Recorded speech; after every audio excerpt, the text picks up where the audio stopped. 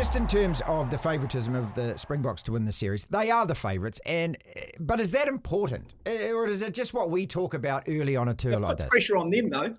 How? The pressure's on South Africa, because you've only got to hear all the stuff coming out and reading the comments and listening to the fans. They think they're going to win this 4-0.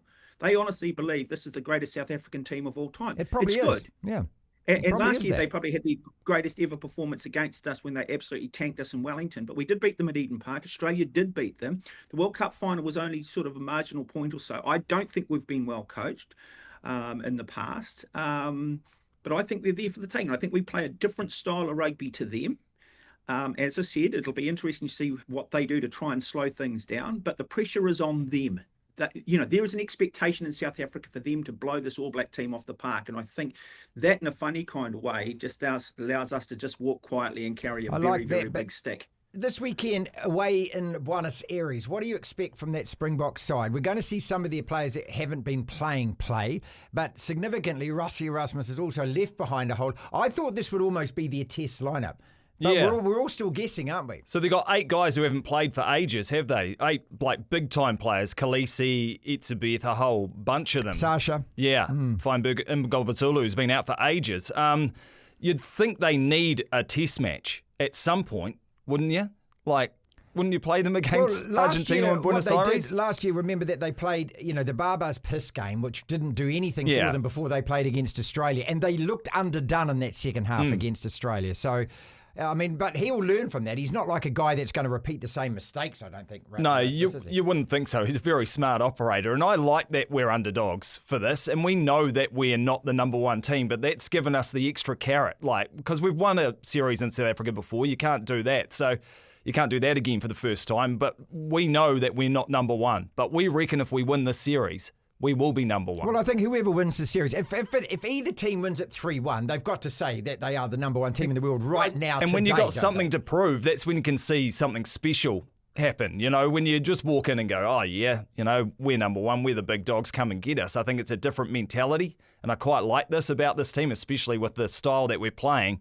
If we want to really prove ourselves and prove our style, this could be an exciting time for the All Blacks. Mark, I asked at the start, the worst case scenario, and, this is the doomsday clock ticking, isn't it? If we happened to lose all 3 tests over there before we go to Baltimore and things, because Dave Rennie does talk about what we're going to learn from this in terms of the World Cup next year.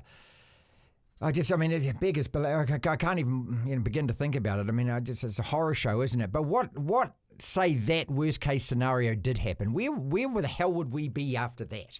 I don't see this as a 4-test series. I just see this as 3 tests in South Africa. I'm not interested in the Baltimore test. I want to win that, but I just want to win the series in South Africa, not the 4th one in Baltimore, which to me is an exhibition game. They're the important ones, but the fallout would be just unbelievable. And this is then when you would have to probably start putting some back on the players. I think the Players Association, I think we'd have to take a serious look at Super Rugby, coaching pathways, the whole lot. This is when I think the administration of New Zealand Rugby, I think, would really come under the microscope, because I think for a long time they've ironed over the cracks. They haven't addressed the club rugby system. You look at the NPC, you look at the schoolboy pathway system, coaches heading off overseas, and I think you'd need to go well beyond just this All Black team in terms of rugby as a whole in this country. Will it recover? I'm not sure it will recover if we were to lose this series. What if we played well and narrowly lost every test? No. You can't play well and lose? It's a results business, mate. Yeah. John, it is. Dumbing it down. You think it's okay for an All Black team to play well and narrowly lose? No, it's just a suggestion. No, you just look.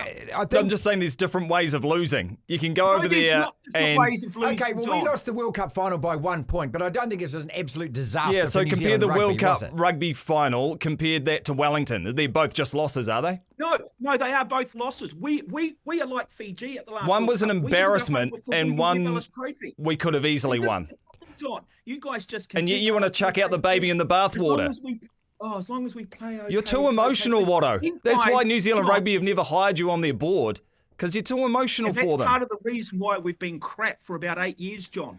Because there's no bloody the common thing that sense I'm getting out of this, though, John. thing that I'm getting out of your reply, though, Mark, is that if it did happen, then we're not pointing the gun straight at Dave Rennie and going, right, we need another coach. What Mark is suggesting is that if the worst case scenario, We got to look at everything as opposed to, and I agree with that.